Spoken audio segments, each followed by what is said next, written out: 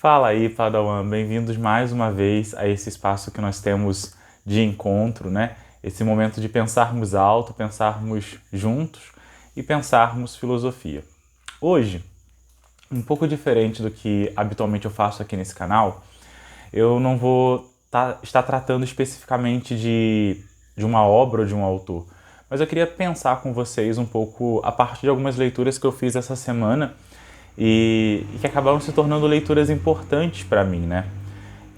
Queria partilhar com vocês um pouco uma provocação que veio para mim de pensamento a partir da conclusão da leitura do História da Sexualidade 1, do Foucault, nesse volume chamado A Vontade de Saber, né? É óbvio, eu não vou falar do livro todo, não é o meu objeto aqui nesse canal, nem nesse momento, mas eu queria partilhar com vocês um fragmento lá do último capítulo desse livro, capítulo 5, quando Foucault ele vai começar a tratar, não é, especificamente de algumas coisas que eu acho que tem muito a ver com o nosso cenário, sobretudo agora nesse período de Covid-19, nesse período de desespero, né? O nome do último capítulo do livro é Direito de Morte e Poder sobre a Vida, que é quando Foucault vai começar a tratar um pouco também ali do surgimento do biopoder, da biopolítica. Iremos falar um pouco, não sobre esses conceitos, porque fugiria do objetivo desse vídeo, mas sobre algumas noções que daqui são possíveis de serem aproveitadas para que a gente possa refletir. Então, de um lado, eu queria partilhar com vocês o fruto dessa leitura, né? A História da Sexualidade 1, A Vontade do Saber. E de outro lado, eu queria compartilhar com vocês também uma reflexão partindo um pouco de um texto que a Judith Butler divulgou, pensando também a questão da Covid-19. Eu coloquei aqui alguns dias no canal uma reflexão sobre um texto do Zizek e a Butler um pouco depois, pelo menos o texto chegou um pouco depois para mim, também fez uma reflexão que eu acho que é interessante e eu acho que seria bom que a gente pudesse ler. Então eu vou deixar linkado aqui embaixo, vou deixar o link do texto da Butler completo, para que depois de assistir esse vídeo você possa ir, né, ter acesso ao texto no original. Uma outra coisa que eu preciso avisar é que você deve ter visto em algum lugar aqui na chamada desse vídeo, que o tema desse vídeo são os sujeitos matáveis, né? E se você caiu aqui nesse vídeo pensando que eu vou estar fazendo uma reflexão a partir do Agamben, então já preciso te avisar que não será isso, né? Mas você pode ficar aqui, será uma alegria muito grande a gente poder trocar ideias. Se você quiser, se você estuda Agamben e quiser comentar aqui embaixo, vai ser uma alegria muito grande a gente poder trocar informações sobre esse conceito. E eu acho que vai enriquecer todas as pessoas que tiverem contato com esse vídeo também. E por último, mas não menos importante, não deixa de se inscrever aqui no canal, né? Se você puder comentar, dar um joinha, porque isso de algum modo me faz entender também como é que está sendo a produção desse conteúdo. Pois bem, mas por que eu queria compartilhar com vocês esse vídeo? Por que eu parei para gravar esse vídeo hoje, né? Bom, eu vou começar citando a Butler lá no texto dela, que eu vou deixar linkado aqui embaixo. Não o texto todo, porque não é isso que importa, mas tem um momento do texto da Butler que a filósofa diz o seguinte, que o vírus, de algum modo, ele é democrático. Ela não usa essa expressão, mas ela diz o seguinte, o vírus ele não faz acepção, ele não faz segregação de pessoas, né? Todo ser humano é um potencial, né? Potencial de ser contaminado, né? Tem a potência de ser contaminado. Todo ser humano pode vir a se contaminar, isso que a Butler está dizendo. Então, que nesse sentido, o vírus ele comuniza a todos, ele nos coloca a todos no mesmo patamar, no mesmo lugar, porque todos estamos em risco, né? Pobres e ricos, brancos e negros, héteros e homossexuais, ocidentais e orientais, cristãos, ateus, judeus e muçulmanos, todos nós estamos no mesmo barco de risco, é isso que a Butler está dizendo. E aí, logo depois dessa afirmação, a Butler diz o seguinte, se por um lado o vírus ele não faz acepção de pessoas, se por um lado o vírus não segrega as pessoas, nós segregamos, nós fazemos acepção, nós separamos na sociedade aqueles que terão o direito do luto e aqueles que não experimentarão, não farão a experiência do luto. O que a Butler está dizendo e que eu achei que é bacana que a gente pudesse partilhar? Desde o texto do Zizek, a gente tem discutido aqui no canal, a gente tem falado, eu tenho falado com as pessoas por meio de videoconferências, etc., que esse vírus ele tem nos provocado a pensar outros modos de ser no mundo. E, sobretudo, isso tem ficado muito evidente a partir de algumas coisas. A primeira delas é o fato de que a gente viu que o ser humano precisa de colaboração para além das fronteiras, para além das políticas estabelecidas. Essa é a primeira coisa que saltou aos olhos. A segunda coisa que me chamou a atenção desde o começo da pandemia é o fato de que muitas vezes a gente escuta falar do colapso do mercado, né? As pessoas falando de como o mercado ele vai colapsar e como a economia vai entrar em crise, como a economia vai entrar no buraco. Isso tudo é verdade, evidentemente, né? Por exemplo, eu estou precisamente agora há uma semana sem sair de casa. Então, não sei ainda como é que vai ficar a minha vida financeira, não sei como é que vai ser lidado a questão do trabalho. Mas é óbvio que o mercado vai quebrar com a questão dessa pandemia. Sobre isso a gente não entra em disputa. Só que há aí uma inversão dos valores, né? O mercado vai quebrar, isso é grave. Mas mais grave que o mercado quebrar, mais grave que a economia passar por um momento de choque que excede as potencialidades da própria economia, é o fato de que pessoas estão morrendo, né? E estão morrendo aos montes. Veja a Itália, veja a situação, né, do Irã. A situação está caótica e a estimativa, né, um biólogo, Átila, né, aqui do Brasil, fez uma projeção de que mais ou menos 1 milhão de pessoas irão morrer infectadas. Então, assim, a gente tem que pensar o que a gente está colocando como prioridade, como primazia, né? O mercado quebrar é uma coisa grave, mas a vida humana ela tem um valor intrínseco, pelo menos a perspectiva de existência que eu assumo. E eu acho que a gente precisaria pensar salvar as pessoas. E aí quando a Butler ela levanta essa questão de que o vírus ele nos comuniza, mas nós segregamos as pessoas, o que a Butler está dizendo é uma coisa que é muito interessante porque não é só a reflexão de uma filósofa que está desencarnada. É bem ao contrário disso, né? Há mais ou menos 3 semanas atrás, nós fomos surpreendidos com a notícia de que o presidente americano, Donald Trump, pretendia conseguir as patentes, as licenças de uma possível vacina imunizadora da Covid-19, né, que ainda fosse desenvolvida como uma prerrogativa exclusiva dos Estados Unidos. Então, o que a Butler está já alertando para a gente na reflexão dela? Que nessa lógica do capital, nessa lógica da apropriação que o capital faz, nós podemos esperar, sim, que aqueles que são detentores de capital, aqueles que são detentores de poder econômico, e aqui eu não estou falando do trabalhador que ganha bem, estou falando realmente dos detentores do capital, né? Eles vão ter uma estrutura de apoio e de suporte que a maioria das pessoas não vão ter, né? E aí, saindo um pouco lá do cenário dos Estados Unidos, pensando um pouco no modo como a gente tem pensado a política de saúde pública aqui no Brasil, eu fico meditando em como o Mandetta, que está fazendo um trabalho muito interessante, muito bom, não é uma crítica a ele, mas como o Mandetta ele se expressa para tratar da questão do isolamento social, né? Porque todas as vezes que o Mandetta ele fala da urgência do isolamento social, pelo menos nas coletivas que eu tenho acompanhado, fica sempre a ideia de que ele está falando para a classe média brasileira, né? Para o pessoal que mora em apartamento, para o pessoal que tem playground, para o pessoal que tem piscina, que tem sauna, que tem academia dentro do apartamento.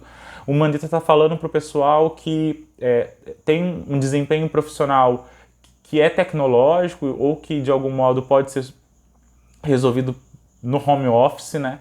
E o discurso pelo menos o discurso atual, até o momento que eu estou gravando esse vídeo, não é o discurso que alcança a maioria da população brasileira, que é a população pobre, né? É um discurso que não alcança quem mora nas periferias, é um discurso que não alcança quem mora nas favelas, é um discurso que não alcança quem não tem saneamento básico, é um discurso que não alcança o trabalhador que não tem instrução, é o discurso que não alcança o trabalhador que não tem a possibilidade do home office. Então, assim, é o discurso que não alcança o desempregado, né, o uberizado. E é isso que a Butler está dizendo e que me fez despertar para essa realidade, sabe? Quer dizer, a gente está pensando ainda uma lógica de sociedade, que é uma lógica que divide as pessoas a partir da capacidade econômica que ela tem.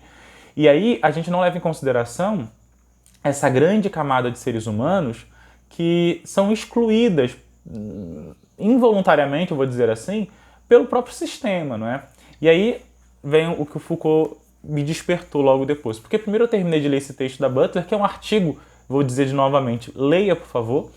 E lá na página 149 aqui dessa edição, o Foucault diz assim: pode-se dizer que o velho direito de causar a morte ou deixar viver foi substituído por um poder de causar a vida ou devolver a morte.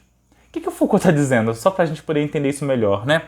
Que lá na gestão soberana, na consolidação do absolutismo, o Foucault identifica que o poder ele se caracteriza sobretudo pela seguinte perspectiva. De um lado, o soberano é aquele que tem a autoridade, o poder de causar a morte no súdito, e de outro, é o soberano que, na sua benevolência, na sua misericórdia, na sua bondade, deixa viver. Na nossa sociedade, que é uma sociedade do biopoder, isso se inverteu. Hoje, o poder ele é o poder de causar a vida. Então, quer dizer, quem exerce o poder na sociedade, e a gente poderia pensar de novo no Bourdieu, né? Capital econômico, capital social, capital cultural, e eu acrescento capital da informação. Na nossa sociedade, quem exerce o poder tem a capacidade de causar a vida. Então, quem tem o poder é aquele que, diante de uma enfermidade, consegue prolongar a vida, é aquele que tem atendimento hospitalar, é aquele que tem plano de saúde, é aquele que está com a vacina em dia, é aquele que tem nutricionista, aquele que tem fisioterapeuta, é aquele que o plano de saúde cobre para levar a pessoa de um estado ao outro de helicóptero, não é? Então tem o poder de causar a vida e, de outro lado, tem o poder de devolver a morte, né? Ou, se nós quisermos falar de um conceito contemporâneo que tem vindo muito à baila agora no Brasil, que é a noção da necropolítica, né? O poder como aquele que causa a vida de um grupo específico da sociedade e o poder que determina quem são aqueles que nós podemos deixar morrer, quem são aqueles que nós podemos não matar diretamente, mas através da sistemática da própria estrutura e da própria tessitura do poder, deixar morrer. E aí, nesse sentido, que eu dei o título para esse vídeo, né? As subjetividades matáveis. Porque se a gente leva em consideração que o poder trabalha nessa lógica em que quem tem o poder capital é protegido pelas instituições do Estado, é protegido pela lei, é protegido pelos dispositivos de poder, todos aqueles que não são detentores do capital, e que no caso do Brasil é a grande maioria, são matáveis, né? São corpos descartáveis. E o que eu quero dizer com corpos descartáveis? O que eu quero dizer com matáveis? Não são pessoas que não têm importância na vida, não é isso que eu estou dizendo, mas ao contrário. São pessoas que, como as outras, têm importância na vida, mas cujos corpos, cuja existência, cuja condição econômica, cuja a identidade de gênero, masculino ou feminino, cuja a sexualidade, cuja orientação sexual fazem com que nós não olhemos para essas pessoas como aquilo que elas são, pessoas, né? É muito interessante porque também aqui o Foucault fala, num outro capítulo, uma coisa bacana, que a nossa sociedade é uma sociedade da confissão, dos confidentes, né? E é muito interessante porque no Brasil se tornou comum que os desprezáveis, né, os matáveis, aqueles que quando morrem são só estatística, aqueles que quando morrem nós não nos damos conta de que não estão mais ali, eles são justamente os que precisam se confessar, né? E quando eu falo confessar, é dizer de si, descobrir-se, assumir-se no mundo. É o homossexual que precisa se assumir gay, não é? E dizer isso. E uma coisa que é interessante, porque o indivíduo, o sujeito, ele deixa de ser pessoa, ele deixa de ser a identidade que possui, para se tornar esse adjetivo que foi substantivado pela sociedade, né? Então, o cara ou a mulher deixa de ser quem é para se tornar gay ou lésbica, ou bi, ou pan. Então, há ali uma substantivação dessa adjetivação. A mesma coisa vai acontecer com os corpos negros, né? E eu me dei muito conta disso lendo esse livro, quando a gente quando a gente começa a perceber que, para falar de negritude, a pessoa ela precisa se reconhecer negra, ela precisa se declarar negra, ela precisa dizer de si negra, né? Isso para dizer que há aí também uma ideia de confissão, e que é uma ideia complicada, né? Porque, de novo, são os corpos que são matáveis, são os corpos que são desprezados na nossa sociedade, são os corpos descartáveis. A gente poderia falar disso também da própria identidade do feminino, da mulher, né? Que na nossa sociedade precisa dizer-se mulher o tempo todo, né? A feminilidade da mulher ela precisa ser construída por uma série de aparatos sociais, né? A mulher ela se monta o tempo todo, ela precisa do adereço do brinco, do adereço da maquiagem, ela precisa da vestimenta tal, ela precisa de um certo andar, de um modo de cabelo. Então, o ser mulher é um produzir-se mulher, é um confessar-se mulher.